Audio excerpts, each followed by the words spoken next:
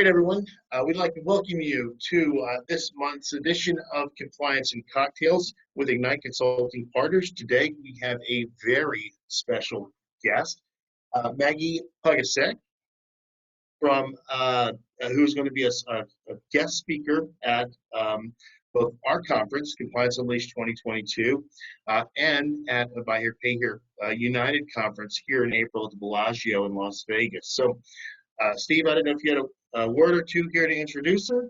No, I'm really excited. This is my favorite time of year because conference season is kicking off, and we love our Compliance Unleashed conference. We try to bring together the best compliance presentations, the best ideas, and really give our audience 2 full days of great content.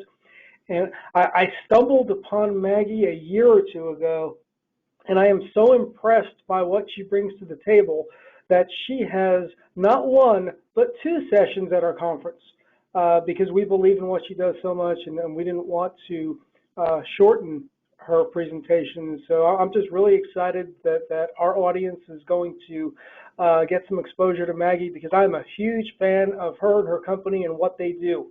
So with that being said, Maggie, why don't you kind of introduce yourself and we'll go from there. Thank you. That was a great introduction, Steve. Thank you for your humble words. Yeah, my name is Maggie, and I am the partner here at C&amp Coaching. We specialize in phone training and internet mystery shops. So we work with all departments: sales, BDC, collector, service, receptionist, anybody who's on the phone, and that's pretty much what we do. And we help them sharpen their phone skills and work to help them just be generally better on the phone. I myself have been doing phone training for 11 years, almost 12 years now, specifically in the automotive industry, and I shifted my focus away from new cars to focus on the independent market, which gets very little attention when it comes to really helping with sales calls and sharpening those phone skills and things like that. And so I'm really excited to be speaking at the 2 sessions that I have at the conference. It's going to be great. We're going to be talking about sales calls, and then I also have a session with David where we're going to talk, David Brotherton, where we're going to talk about collections calls, which is going to be really exciting because I don't think other stores get to hear other stores' collections calls very. How did you get into this? This isn't a career track. How did you stumble upon this and say, this is what I want to do?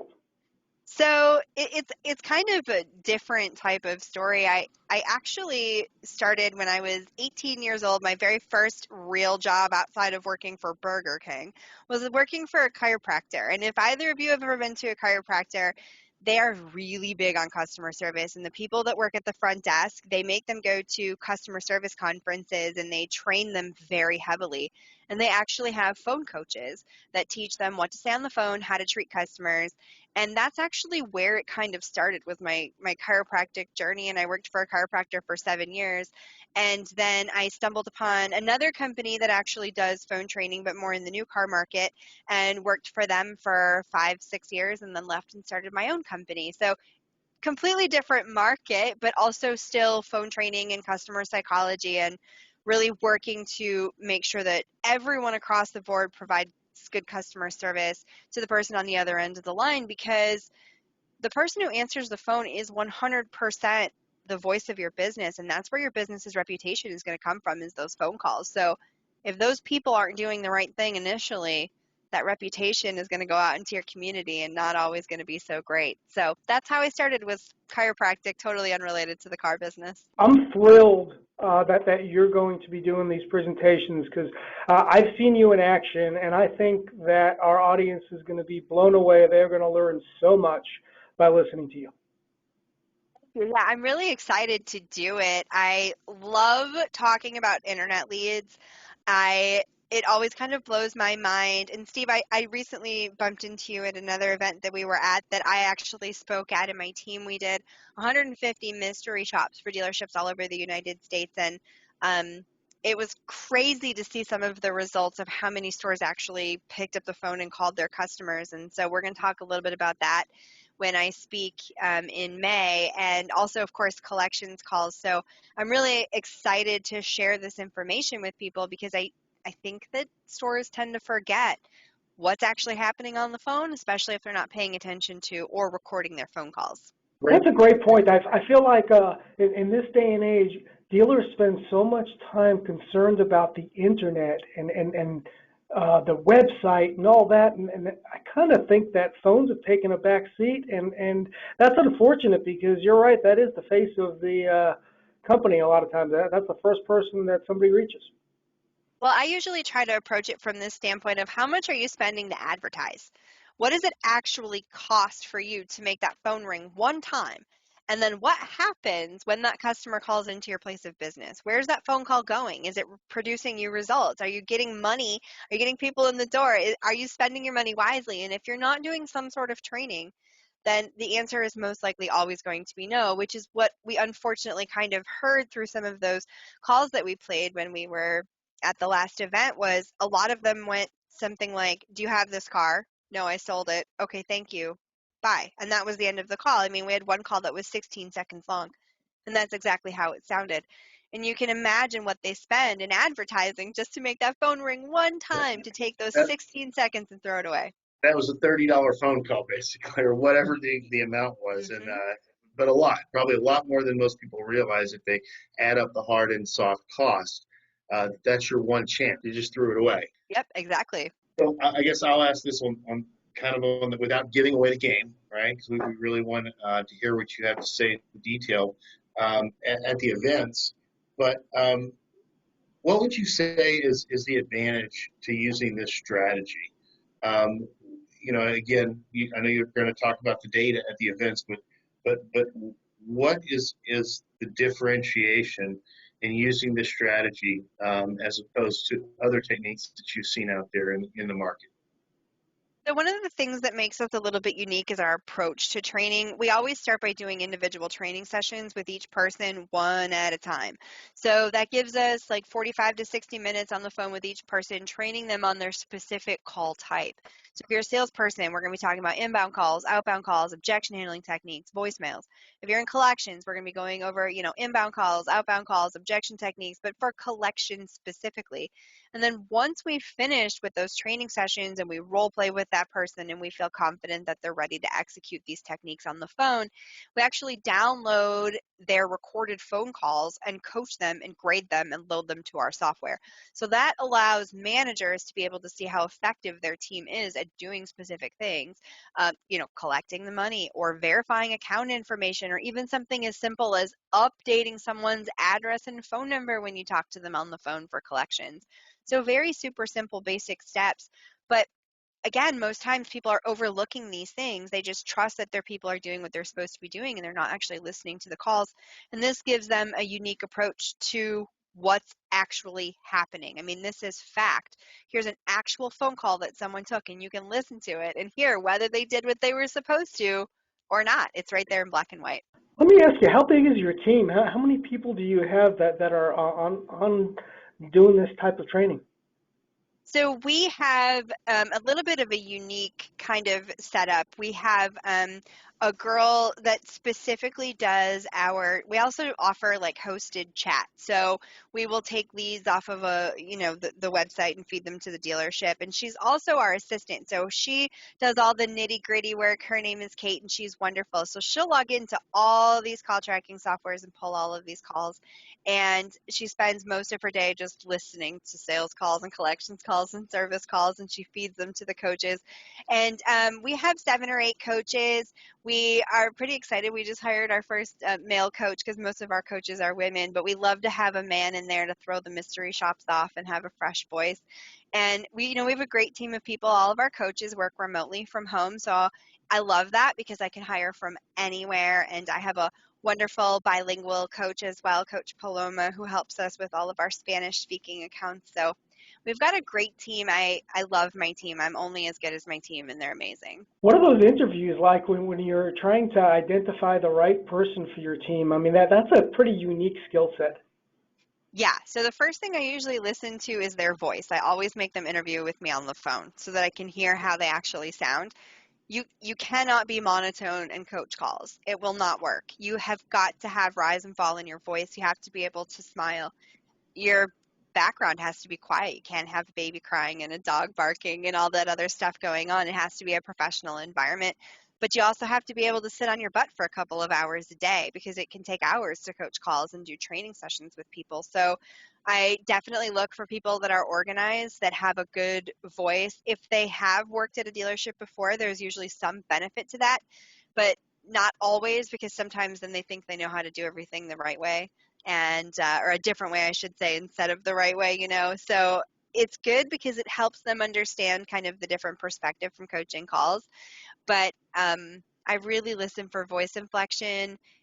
Good communication skills are a must because we're not together in an office. We have to communicate. We use Slack and email to communicate. And so I really, really need somebody that can pay attention to detail. And we are very hands on. We are emailing our clients all the time. On a weekly basis, the coaches are communicating with their clients, the owners, the managers, whoever their point of contact is at the store, so that they understand exactly how their team is progressing or where issues arise, or if someone's doing amazing, we have to communicate that to them as well. You're working with these teams, or I'm sure when you're working with owners, and I know you work with existing employees.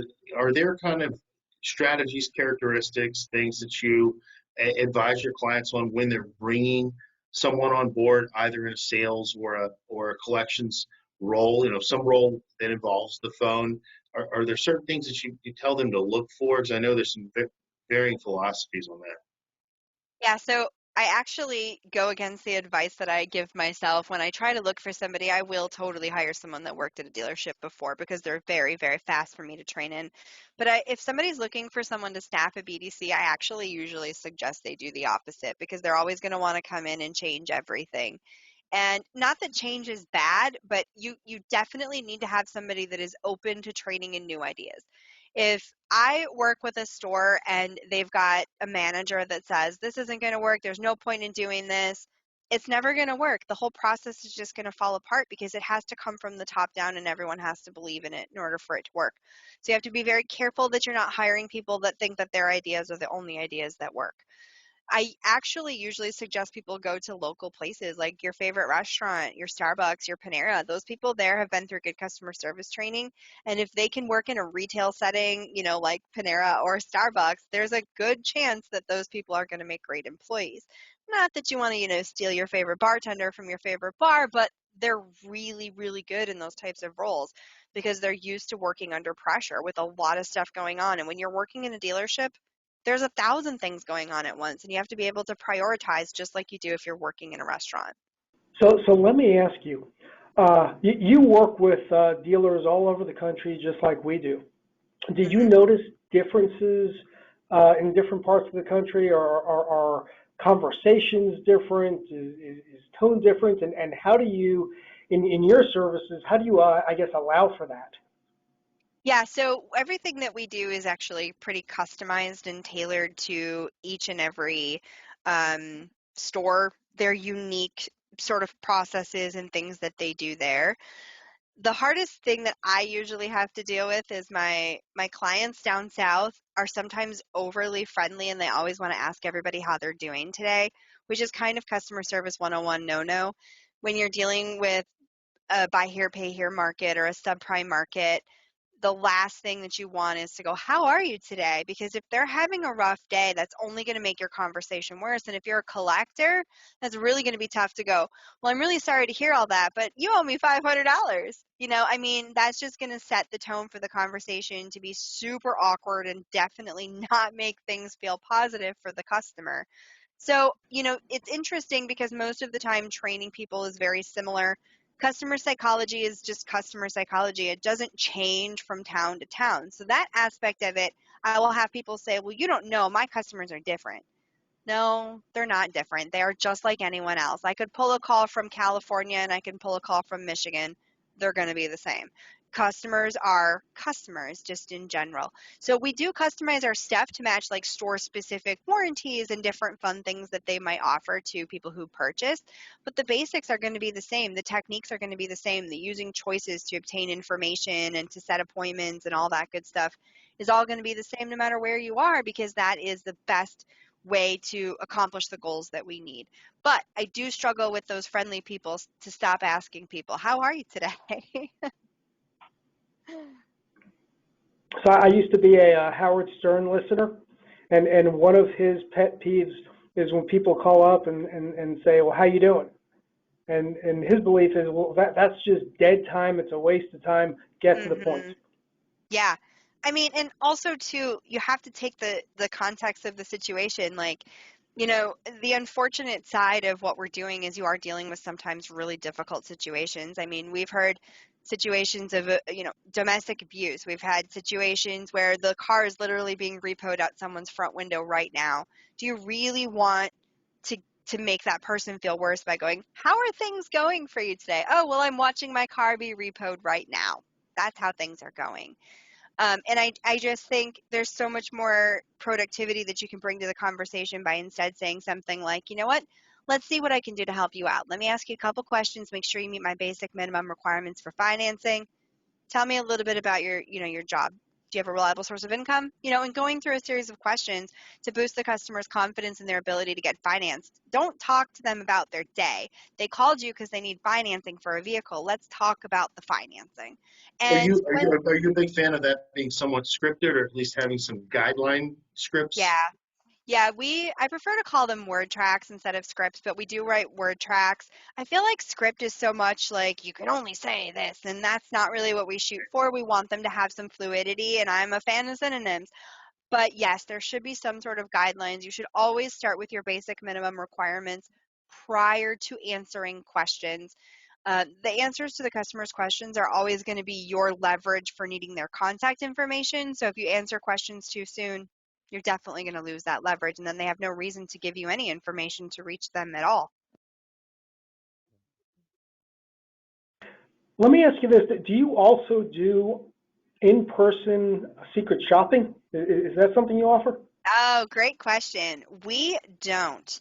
And people have asked me that before. It would be such a huge undertaking, and to have people in every city. That would be nearly impossible. But we do them over the internet, and it's almost worse, to be honest. I mean, I can't tell you how many times we'll go to a website and submit an internet lead posing as a local customer, and no one calls. No one calls. And we usually Wow. leave our leads open for 3 days. So if it's a Monday, we're not going to close that lead till probably Thursday. And I can't tell you how often I get to Thursday and I go and I look at the call log and I'm like, no one called. Check the text log, no text messages. Check my email, nothing there. Check my spam box, nothing there. Okay, so this is a zero contact. They made no attempt at all to contact this customer. This is great. And this happens all the time. Wow. Yeah. And So, it's, so that right there. I mean, if I'm a dealer principal and I want to know that yeah, ASAP. That's yes, huge. it's bad. I think, again, it gets pushed to the side, you guys. These people are worried about their inventory right now because of the inventory issues and the cost of inventory being so expensive, and they're focused on their inventory. They're focused on advertising, but you have to pay attention to what drives the customer into the store. You can advertise until you're blue in the face, but if no one's effectively taking those leads and calling them, you're just wasting money on advertising. No one's calling Exactly. your leads. Yeah. I mean, the last round of shops that we did, um, it was 150, and we had 78 phone calls that we actually had to place. So we had 150 shops, 78 did not call. Whew. Within Is, 5 business days, we left those open for a week. is that extreme in what you usually see, or is that kind of par for the course? It is par for the course. It's very typical. Wow. I've even had stores with BDCs. This just happened to me a week or two ago. A store just started their BDC. We mystery shopped them as part of that last round of shops I was just referencing with the 150, and they said, "I got a BDC in place. Let's do a new shop," and we did. And it was a zero. No call, no email, no text, nothing. No one bothered to call the customer again. 3 business days. So we're seeing this happen so consistently. The other thing that I see a really big issue with is texting. I know that people want to text. I get that. But pick up the phone and call them first. If they don't answer you, then shoot them a text. You cannot replace human interaction with a text message. It's just not a good idea. And your chances of actually being able to get that customer on the phone are obviously going to be significantly greater if you're calling them within that first 15 minutes. every 15 minutes that goes by after that first 15, you're literally just waving to someone further and further away across the room. You wait till 24 or 48 hours later, they could have bought 2 cars in that time span. Oh So yeah, yeah, you got to they're gone call by then. call them quick. And if they don't answer, then send them a text. If they're at work, they'll text you back. But just not responding to these leads at all, or thinking that text is replacing the phone call, is just wrong.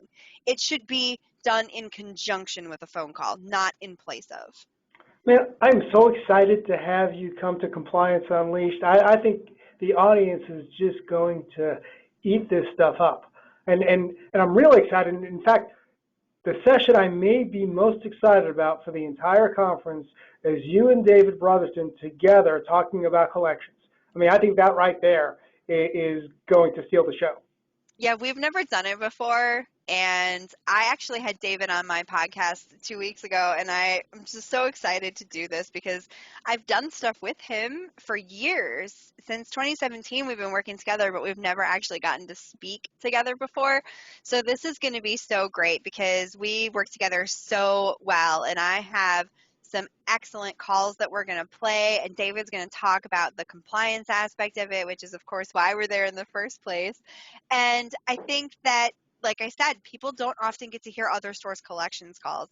Heck, some stores don't even listen to their own. So this is going to be a really excellent opportunity for people to come and sit and listen to the good things that are happening in collections calls, the bad things that are happening, and then the right way to do things. Because of course we want people to leave with things they can take back to their store to start implementing right away. And with David has so much knowledge and experience in the industry that it's going to be excellent for people to hear his feedback on these calls as well. So Yep, thank you so much yep. for having Now, me. I can't wait. oh, it's going to be great. I lost my big opportunity to speak with you because we were slated to speak together. You invited me to speak with you at NIDA, and I wound up with COVID and had to miss it. I know that was really disappointing. I just remember I was in my hotel room and I saw your text and I had let out a big sigh and my husband goes, "What's wrong?" And I'm like, "Steve's not coming." And it was awful. But we managed, Bill Elizondo took over for you and helped, thank God, because people had a lot of compliance questions and legal questions, which isn't my area of expertise. It's customer service and call quality. So, but I was really disappointed that you weren't there. But hopefully we can make that up at some point. There's plenty of conferences coming up. I hope we do, and I loved prepping for that with you because I got to listen to some of these phone calls, and it's eye-opening. I mean, Hmm. it really is. Yeah, I'm sure you loved those. I did send you a couple of doozies that were in there. So, Oh yeah, it's the kind of stuff that if you're in the audience listening to that, did I just hear that? Yeah, yeah. it's interesting stuff. I wish you would have been there because you could have seen some of their faces in the room when we were playing the calls. I mean, and you know, we're going to have even better calls this time. So if you're listening, you need to come. You don't want to miss this. It's going to be awesome. And you do have a preface to this, right? Next Tuesday, Yes, correct? I forgot about Yeah. that. Yes, Let's next Tuesday. yeah. So for those listening, hopefully this is going to come out Friday, March 11th. You should be able to listen to this if you're listening to this then or anytime over the weekend before the 15th. Make sure that you're registered for Ignite's monthly webinar. It's again every third Tuesday, so it'll be the 15th this month at 2 p.m. Central Standard Time. Maggie is our guest, so we will have on that call Maggie and Steve together, and they're going to kind of go through a few of the things that we've discussed today in more detail, and hopefully kind of give you a taste of what to expect at those presentations at the conferences. So let me ask you, do you have any favorite war stories and anything that you could share that's just a great example of something that goes really well or something that goes not so well? Well, one of my favorite ones is something that you definitely heard because I used this one in my presentation when we were supposed to speak together at NABD. It was a customer that lived next door to another customer, and they both had cars from the exact same dealership. And, customer A calls up and she talks to this collector and she goes, I want to know why you guys haven't repoed customer B's car.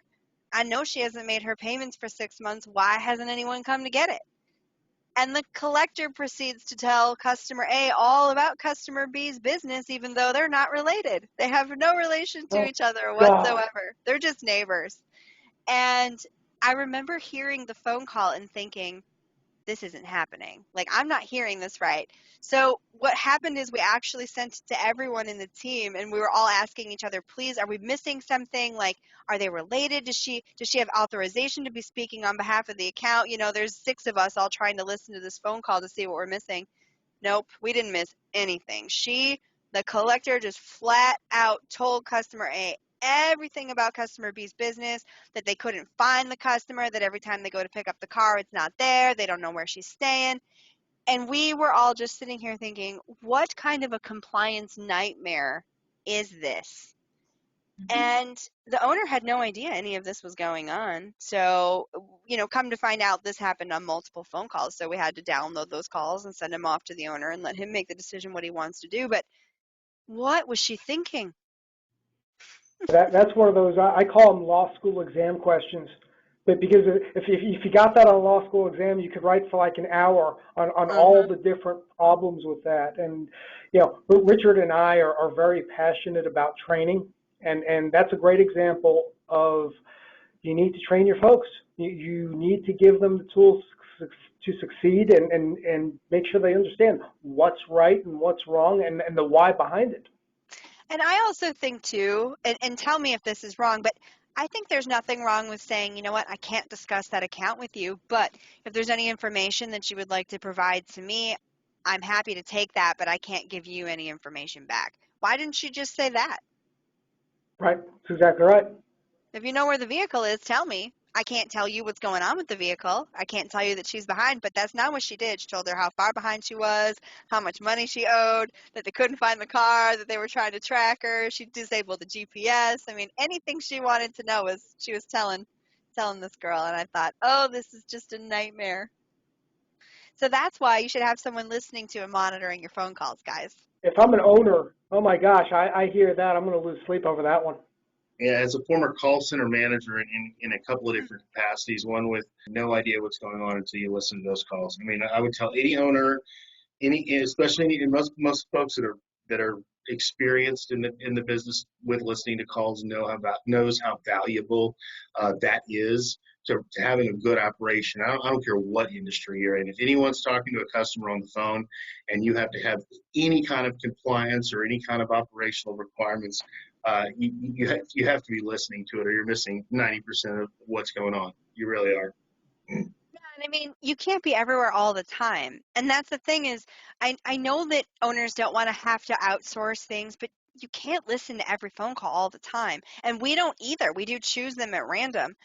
But I can't tell you how many times I've heard somebody in the service department bad mouthing the mechanics or bad mouthing the owners of the dealership or saying things like, why'd you buy a car from here to a customer? I mean, these are the people who are writing your paycheck. Why are you talking down about them to a customer? So we hear. I mean, I even had this story is terrible, but I even had another girl. I was in the middle of training her, and all of a sudden she stopped responding to me, and I stuck that phone on hold, grabbed another phone, called the owner, and I'm like, "Can you go check on so and so? She's not responding," and she was passed out drunk at her desk. I mean, it's just the crazy things that Oh have God. happened to me in the last 11 years. You wouldn't believe some of the stuff that we've heard. And I've even had people like threaten to come down to the dealership and kill people because their car's still in service. I mean, the audio files I have heard are just outstanding, unbelievable. And you cannot replace the ear of a third party, because they're going to give you a perspective that it's hard to get, from Hmm. your own subjective perch, right? Uh, Especially someone who's listened to not only hundreds or thousands of calls, but calls from Hmm. every different kind of business in your industry. So I think, doing that, you have a unique perspective. You've kind of Well, seen it all, right? I really, truly, we have. And you bring up a really valid point. Internet leads, I still think, are probably one of the weakest spots for dealers, and they all seem to think that their staff just calls the customer like they should. And then we do these shops and we get no phone calls, and then we leave them open for a week and no one's following up. So not only, and I can even customize my shop. So I can not answer the first call and see if they call me back. I can set an appointment and then no show. And I can't tell you how many times we'll set an appointment and then no show, and they don't even call to find out where we are. Or they don't call to confirm our appointment, or they don't send a text. And it's like, you cannot just trust that these things are happening. This is your business. You've dedicated your whole life and you've put everything that you have into this. This is how you make more money, is by handling your internet leads and your phone calls effectively, and even your collections team too, right? That all falls into there too. If they're not collecting money, then why are we selling cars, right? We have to get them to pay for the cars too. So it's all just like this continuous snowball. And the bigger you let it get, the harder it is for us to come in and fix it. So it's a really good idea when you hire new people, just train them right away. Call us right away. We'll help you. But don't think that you're immune to this no response thing when it comes to your internet leads. I even have stores that use companies that do automatic dialing, where an internet lead gets submitted and then the dealership's phone rings and it's ringing to the customer right away. And salespeople have figured out a workaround around that. They let it ring once and then they hang up, and then they put the notes in the system, left a message for customer. They didn't leave a message for the customer. They let it ring a half a ring. So when we mystery shop them, we find that stuff.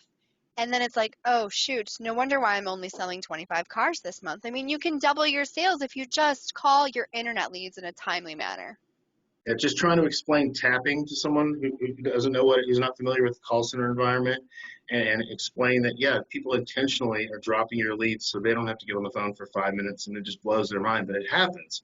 And the Yeah. whole purpose of what you're doing here is to catch that, and not just to make the owners aware, but to make the employees aware of how much it costs the company and how much better it could be for everybody if they were just addressing those calls correctly, right?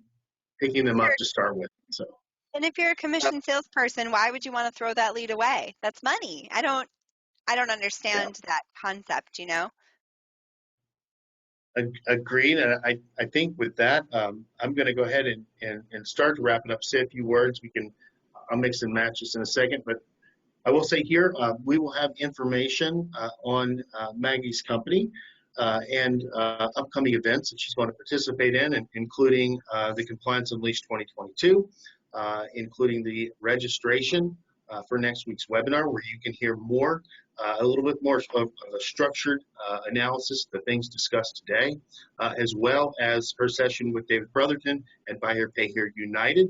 We're very excited to have her on our webinar, on our podcast, and at our conference. Maggie, thank you so much for taking the time today to talk with us. Steve, did you have any final words?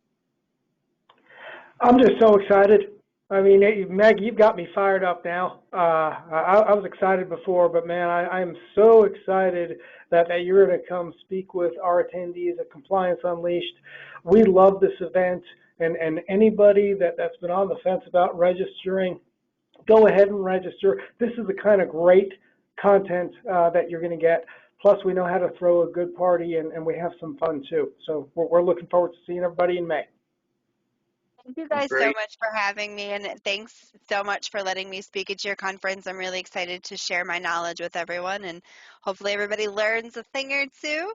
Thanks for having me at your webinar next week too. I'm excited about that. Hey, we know, and I know to you as well as to us, education is paramount.